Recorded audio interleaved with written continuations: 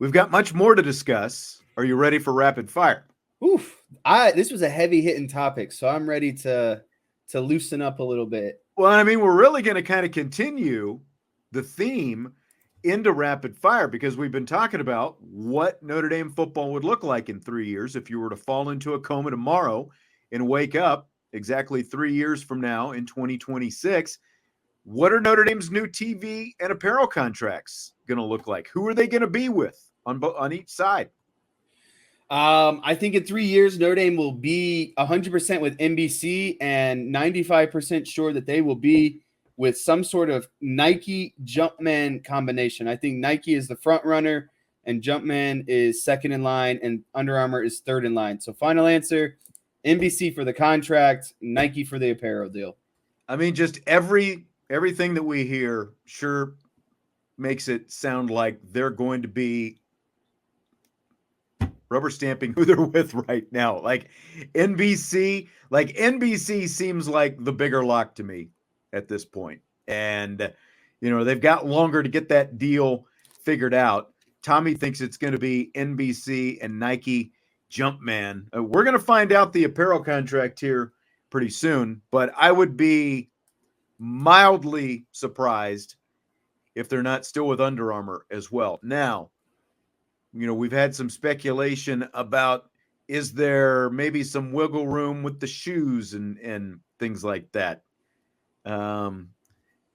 Tyler says, what about a conference? What about it? They're not going to be in one. If they get the TV contract, there's no reason to be in a They'll conference. never be in a conference. No.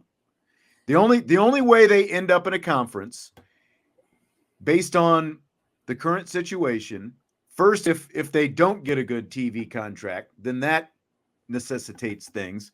But two, if the ACC blows up and they can't figure out, a place for the Olympic sports, in other words, all the sports besides football to go, if they can't find a home for them, then that could change things. But, they're not going to be in a conference. As long as they get that, they've got access to the college football playoff because the playoff is expanding to 12. It's going to be easier for them and for other teams as well to get into the playoff, obviously, once you go to 12. And so you've already got that access. If you get the kind of TV contract that you're looking for, then that takes care of that. That's always been, those have been the two biggest must-haves is that Jack Swarbrick has talked about for years now is the TV contract and access to the college football playoff. So if you get the TV contract, you've got both of those. And as I've said a couple of times before, you got to remember, they don't have to get the $75 million per year that the Big Ten teams are getting. Because if you're Notre Dame and you're independent and you're in the college football playoff, guess what? Big 10 schools and SEC schools and Big 12 schools and Pac-12 schools, assuming any of them actually get into the playoff, they all have to share their revenue with their conferences. Notre Dame as an independent gets to keep every cent of their college football playoff revenue. So that helps offset any money that you're not getting from a bigger TV contract with either the Big 10 or the SEC. And they're still going to get more annually than the Big 12, the Pac-12, and the ACC are going to get because they also get a share of the ACC money. So yeah, and I think another important point is, every Saturday that Notre Dame is at home, you turn your TV on and you don't even need cable, like NBC is one of the most basic channels that almost every TV gets, right? Right. And so no matter where you are in the country, you wake up on Saturday and Notre Dame's playing a home football game. Guess what? You turn on NBC, Notre Dame's going to be playing that game.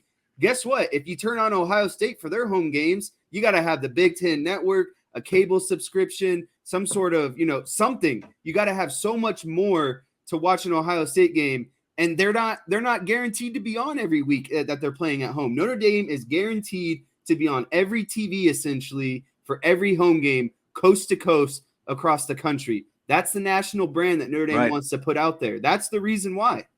And they're already, because of the NBC contract with the Big Ten, if Notre Dame is playing a Big Ten team, then there's a great chance that both home and away games are going to be on NBC. And, you've already got ESPN televising, most of Notre Dame's road games or Fox. So, yeah, I think it's going to end up staying with NBC.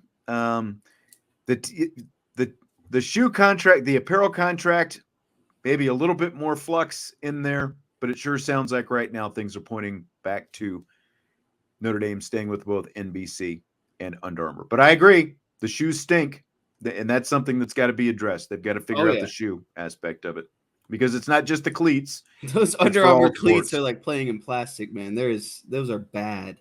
Yep.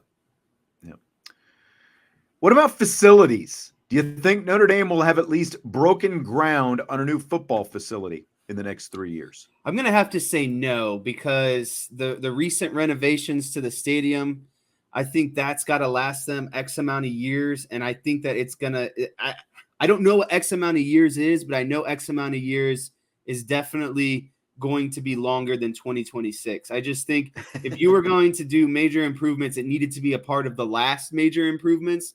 And so the next round of a major improvements, you're probably not going to see for another 10 to 15 years at minimum, in my opinion. They've been talking about it for a while, and unless it's a staged kind of thing, which I wouldn't be privy to, because I don't know the master plan. Right. Marcus Freeman addressed it, in his rounds of speaking, his one-on-ones with the media. He's talked about, he has come out and said, we need more office space. Basically, they need space for the staff. They need space for the team to eat. They need a kitchen. They need all those things. It's been talked about for a while, though. 3 years, I'll say they've at least broken ground on something, because it's something that has got to be addressed. How quickly they get to it, I don't know, but 3 years is a lot of run up. So I'll say within 3 years, at least something is broken ground on a new facility. I'll say it will. Over under 1/2 Heisman Trophy finalists for the Fighting Irish in the next 3 seasons. So like 0.5 or 1.5? I need clarification. 0.5. So it's either half. It's either one or none. Over under 1/2. That's right. One or none. I'm going to go over. Sam Hartman's going to be a finalist. And I'd almost bump this to 2, depending on what happens with CJ Carr. But to me, 1 is a guarantee, 2 is a push. So to answer your original question, I'm going to take the over in the 0.5. I'm gonna go over as well with all these quarterbacks coming up. 1.5 would have been trickier. That's why I was getting clarification.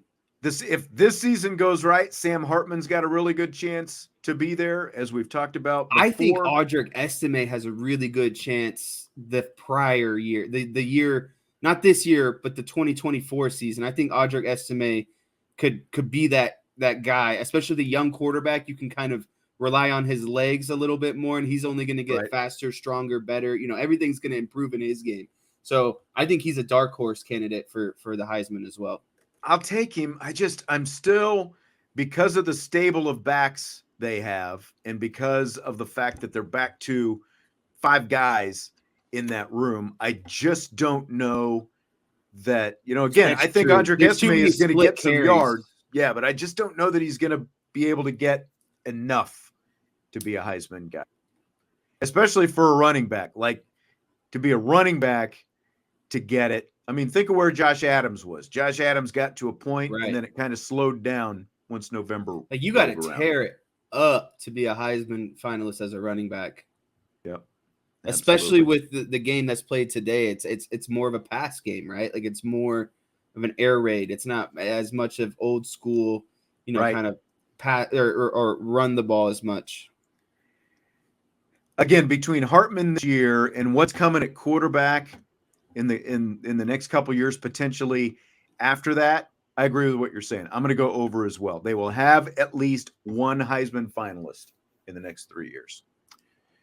Do you buy or sell that Notre Dame will have at least 1 top 10 NFL draft pick in the next 3 years? That's a big buy for me. Joe Alt is obviously the name that comes to mind first. And then outside of that, I think there's a lot of potential. But what's really hard is you just don't know where the dominoes are going to fall in terms of the worst teams and what their kind of biggest needs and concerns are, right? True. And so like Notre Dame could have like Tobias Merriweather could be a really good wide receiver by the time it's all said and done. But, what are teams' comfortability with taking a wide receiver top 10? And what's the need for a wide receiver top 10? You're more likely looking at an edge rusher or a quarterback or a left tackle. And so, I don't think Sam Hartman's going to go top 10. I don't think CJ Carr and Menchie are going to go top 10 in the next, 3 years. And so to me, you got to start looking at, I don't see any linebackers going in the top 10. I think your biggest case is if Benjamin Morrison can continue what he's doing, That's he what I would was be going your to say. strongest prospect for another top 10 pick in the next 3 years. Right. Joe Wall, Benjamin Morrison, as of right now, are your two best shots in the next 3 years to be there. But you also have, like, you could say like Tobias as a dark horse. Right. That was another guy, just depending on needs again, right? Like, where do these Right. teams in the top 10 stack up in terms of needs? Right. Exactly. So I think they would, Joe Wald obviously gives them their best chance, but it's just what you said. He's already being talked about as a first round pick, but now to lock that down, he has to have one of those dominant type seasons, like a Quentin Nelson type season. Obviously, Quentin Nelson wasn't playing the same position, but look at Quentin Nelson and Mike McGlinchey going there, where they went in the same draft a few years back, both going top 10. So the chat is kind of talking about Blake Fisher right now. Where do you see Blake Fisher's got top 10 talent to me? I just don't think he's tapped into it yet. It's a matter of when does Blake Fisher want to tap into his own talent? That's exactly it. And,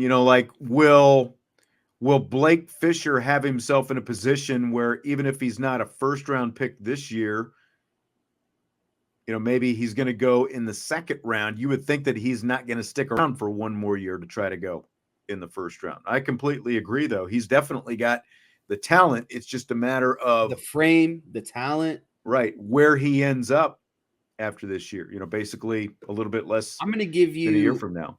I'm just going to give the people something to chew on here a little bit. An extreme dark horse case. Hear me out here. Drake Bowen is going to get moved down to defensive end. He's going to muscle up, keep that speed off the edge. He's going to play a similar game to the Bosa brothers, and he's going to land himself as a top 10 pick. That is my dark horse in this entire question. So you're going to make him an edge. I'm going to make him an edge, but I'm going to use that speed that he has off the edge because he's got the speed, obviously, because he's playing linebacker. But I think he can come down, put on a little bit more weight, muscle up a little bit. And again, you don't got to be the fastest guy to play DN, but having speed at defensive end is what's going to separate you. So I think he could do it, honestly. I like that.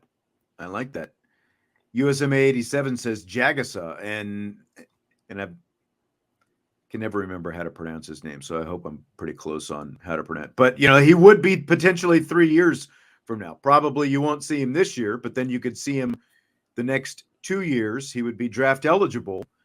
Very good chance. But that's taking a long flyer on him at this point. But I definitely think he's got a chance to. But I like what you're saying about Bowen. That's going to be really interesting to see, again, as they continue to recruit. And if they need these linebackers, yeah, exactly. If they have an abundance of linebackers and an extreme need at edge, like need a good edge player. Like it's just a staple of any good defense. You need a good edge player. Mr. 2.0 says he asked Ryan if he could play Viper. Ryan said Mike. Okay, well, yeah, we'll see. Both of those fit him.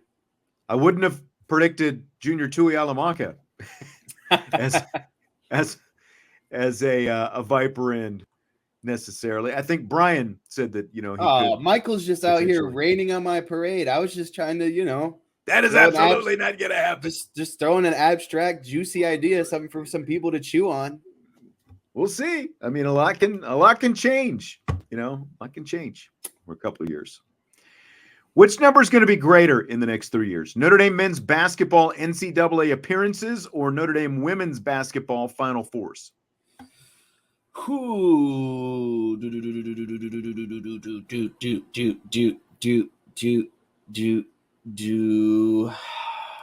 it's almost like even because I don't think Shrewsbury makes it in this first year. I think the women have their strongest chance at a Final Four in recent years this upcoming year. And then after that, it's hard to say. So to me, it's like I think you can definitely get one out of each, but it's a matter of who you're going to get two out of. Do you get two Final Fours from the women, or do you get two Final Four appearances from the men? I'm going to, man, this is tough. I'm going to have to say the women because they're more reliable at this. In my lifetime as a Notre Dame basketball fan, the women have always proven to be more consistent. And I think that, and this isn't a knock on the women's team, I just think they're just in that upper echelon of elite teams. I think it's easier for the women to make it to the Final Four than it is for the men to make it. There's just the disparity across the men's game is just incredible to me. Like there are so many teams that are not equal, but the gap is much closer in men's basketball than it is in women's basketball. So I just think for that reason, like the women making the tournament, they're almost a guaranteed lock to like the Sweet 16 Elite 8, right? And so I just think it's going to be harder for Shrewsbury to get it turned around so quickly. So I think the women have a bigger chance. Sorry for the long-winded answer, but I really had to think through that one. No, that's okay. But what you were talking about is which one is going to get two. I think that is it, because the men are obviously farther away from the NCAA tournament right now than the women were from the Final Four. The women were literally just 2 wins away from being, and their best player was out. And that's what I was going to say. With the healthy Olivia Miles, they were a very good chance of, one, at least being a little bit better seed, and 2, being a Final Four, like making a run through somebody. Although, like the South Carolina that we saw out there, once they got to the Sweet 16, that was a buzzsaw right up until they got beat. But I just think the women have the better chance because of where they are right now. They're loaded up. They're ready to go. I've already said Final Four, I think, is a very great possibility for this upcoming season's team. And in the next 3 years, I think that 2 is very realistic because, one, you've got Olivia Miles and Sonia Citron together for a couple years, in addition to everything else that they've got on that team, with the freshmen and everybody else coming in. So, I think that within a couple of years, Micah Shrewsbury will have the Irish men back in the NCAA tournament, but just how long is it going to take? Is it going to be like Penn State, where he got them to the tournament in year 2? And remember, Penn State was a number 10 seed in the Big Ten tournament that had to get to the Big Ten championship game to get to the tournament. So I just think that the women are much closer to being Final Four. They have those foundational players laid out. Right. They've played together. They've gone through it together. Now it's this year. It's like, okay, we fully expect these kind of things. Yeah. And I could see what Michael's saying. 3 years from now, the men make a run in the tournament. I could very easily see that. But it's, what you said. I don't think we necessarily expect them to be close to the tournament this year. It's going to be, what are they next year? How much closer are they going to be next year? Because there's very young team still, a lot to prove. Fill in the blank. The Power 5 conference that'll look the most different 3 years from now is blank.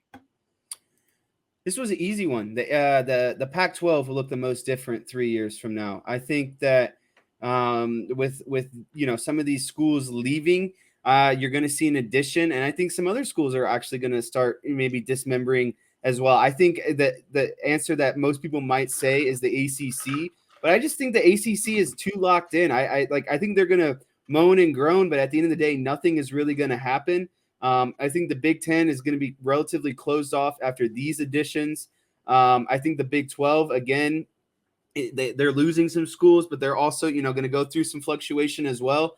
And so, yeah, I really see the Pac-12 as kind of scrambling over the next few years and getting, again, maybe adding a few more teams, maybe a few more teams leave, but I just see the most shuffle within the Pac-12.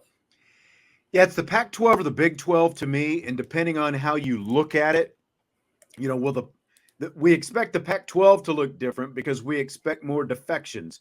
The Big 12, the way it would look the most different is with additions like Colorado, for example, maybe like Utah. Like, do they both come to the Big 12? I think it sounds like the Pac-12 is going to, add kind of some mid-major, like the whole thing with San Diego State. And I mean, talk about the train wreck that's turned into. San Diego State, with the notice that wasn't a notice to leave the Mountain West Conference, and now they're still in the Mountain West Conference.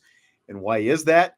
It's because the Pac-12 still hasn't figured out its media rights deal. And the Pac-12 seems to think that they are worth much more than they are actually worth. Like, the TV partners and streamers are telling them, you're not worth as much as you think that you're worth, and so they're not getting they've already promised the members more money, I think, than they're going to be able to deliver. And once they come back with the final number, I think you're going to see more of those teams start to leave. So I agree. I think it's the Pac-12, but the Big 12 is also going to benefit from that, by some of those teams. I would love to see Colorado come back to the Big 12. I think that would make sense for everybody, and I think it would make the Big 12 more interesting. So I think that's coming.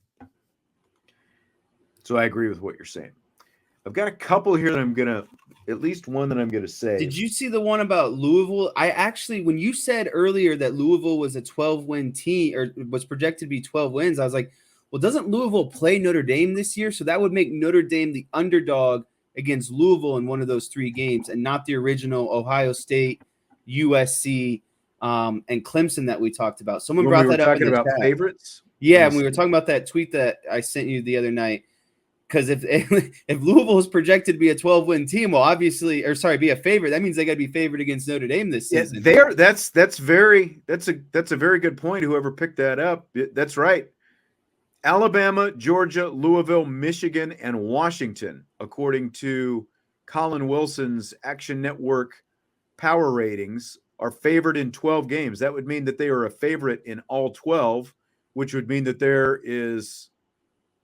Well, I guess Notre Dame could theoretically still be a favorite in 9, but I can't see Louisville being a favorite in every game they play this season. Let's go back and look at Louisville's schedule here real quick.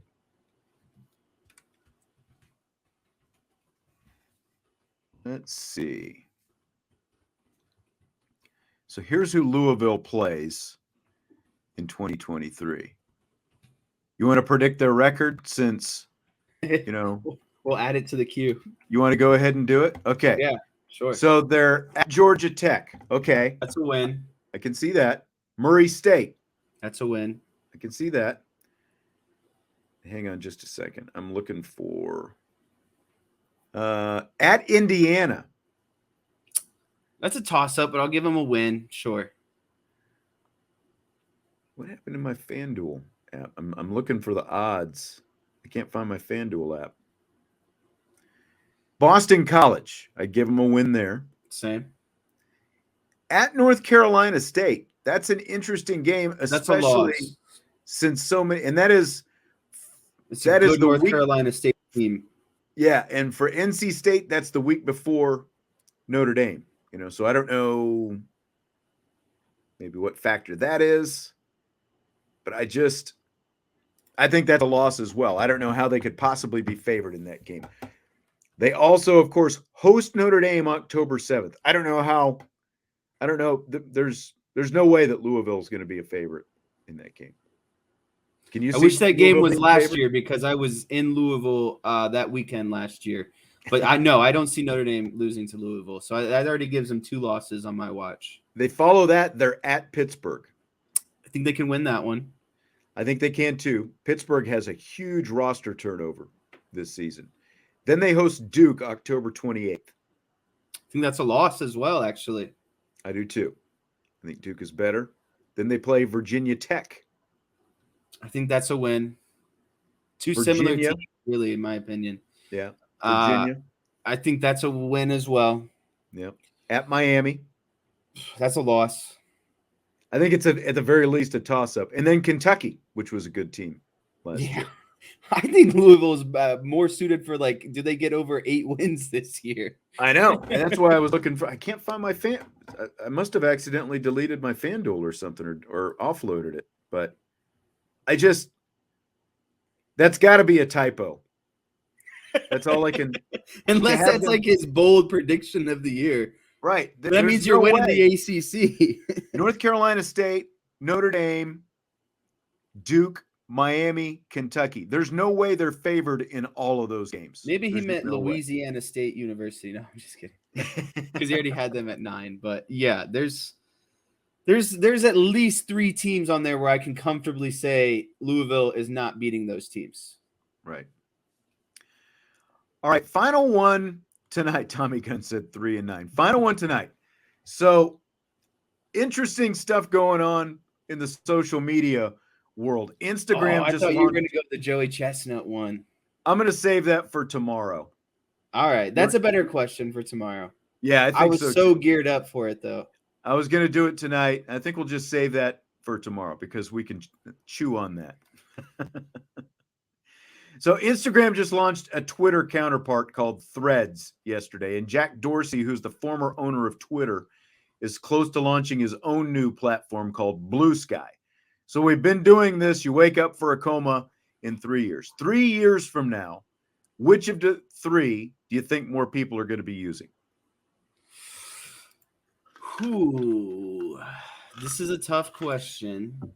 I think that, and this is just opinion, and this is what I've heard from other people, but Twitter is turning more into a business, in my opinion, and I think that's going to turn off a lot of people. And over the weekend, I don't know if you saw it, but there was a new rollout that if you didn't have a verification, you could only view X amount of tweets per day. Right. If you were verified, you got to see more tweets per day. I just think you're going to see more of this stuff about regulations and what used to be a very free app in terms of monetary, right? Like you didn't have to do X amount of things to get X amount of privileges, and I think that's only going to drive people, it's going to push people the wrong way. So I definitely don't think it's going to be Twitter. I don't think that Blue Sky will be large enough. So I think that Instagram is going to capitalize on the opportunity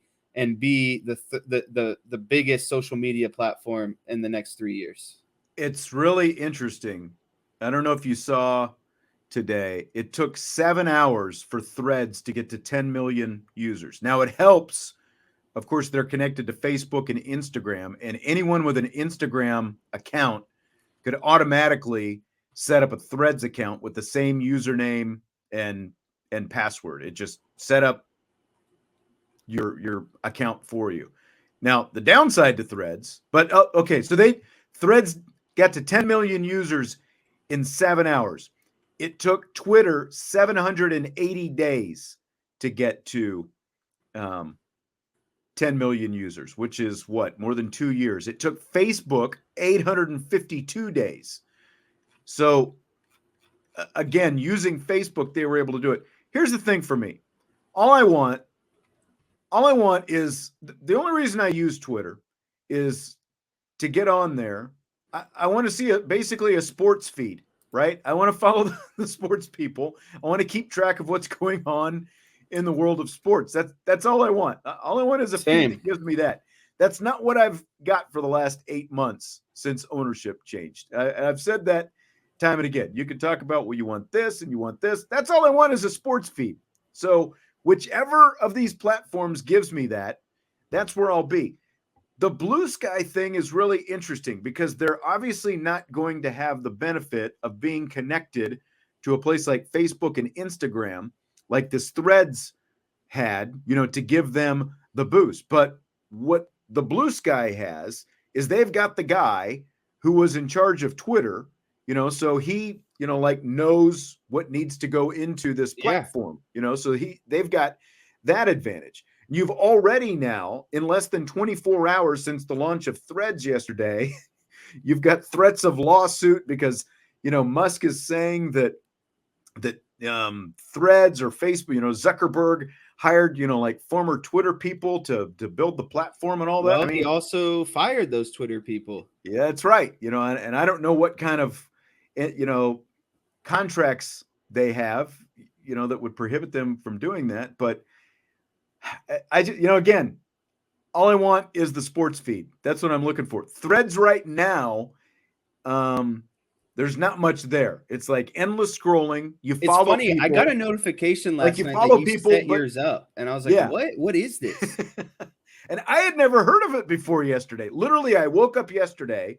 I read an article that this Blue Sky thing that Jack Dorsey is working on is in beta mode, which means it's like they've got it behind the scenes, but you have to have an invitation to join it. So like a select few people are on this Blue Sky. And then by last night, I saw this whole thing about Threads, and I'm like, all right, well, I'll look at it. I saw some other people were doing it, so I looked at it, and it's the first I had even heard of it. And boom, they've got 10 million more. They're probably working on 20 million users at this point. But I don't know. It's not very functional right now. You can't DM. Like you follow people, but you basically just see all these random threads. It's not necessarily people you follow. So they've got a lot to figure out to make this a functional app. And again, all I want is a good sports feed. I don't care about the rest. I don't care about politics. I don't care about any of that crap. I just want a sports feed where I can follow what's going on in sports. So whichever of these three can give me that the most consistently, that's where I'll be on. Two things. One, Threads got, I don't know if you saw this, Threads got the easiest, freest advertising today. Kevin Durant was on Twitter and he tweeted, hopping on the burner and going over to Threads, or, just something like that. You remember when Kevin Durant had all those, like he got caught basically with a burner on Twitter with a fake account and like defending himself and getting into arguments with people? Well, then he said, I'm going to take the burner over to Threads. So I thought that was pretty funny, right? Second thing is a lot of people in the chat are saying is you should start your own platform of exactly what you were talking about and just make it sports only. That might not, if I had the technology. And only people with verified sports writers and podcasters and columnists are allowed to go on. That's really a good idea. I wish I had both the money and the knowledge to do it. I do know people. I was going to say Eric would help you maybe. I know. Well, but he works for the Zuck. A friend of mine works for the Zuck, and he was one of the first people that I saw on Threads last night when I got on there. That makes sense. But again, it's like I saw him who I don't see anywhere else, twirling around on Threads. That's not a bad idea. But again, who we have to find? We have to find our buddy Russ. That's true. Like you have a web of people that could potentially help you get it done. That's true. That's true. We have sparked a candle. That's right. We'll see where it goes. Well, I don't know if we got to 100% likes on this show, but I think we deserved 100% likes. I thought it went pretty well myself. We had a Buckeye troll in here earlier. I think we might have weeded him out at some point. He ran out of breath, or his fingers got tired. People weren't responding enough anymore. I think that's it. He stopped pushing everybody's. But were you ever on MySpace, by the way? I see some MySpace. Yeah, I was on it for MySpace. One, is MySpace still around? Two, were you ever on it? No, it's not around. Second part, yes, but Mom wouldn't let me on it for the longest time. Really? Yeah. Because she thought you were gonna chase dates or something. Do bad things. I don't know. Get into drugs, whatever it might be. Mr. 2.0 says MySpace is still a thing.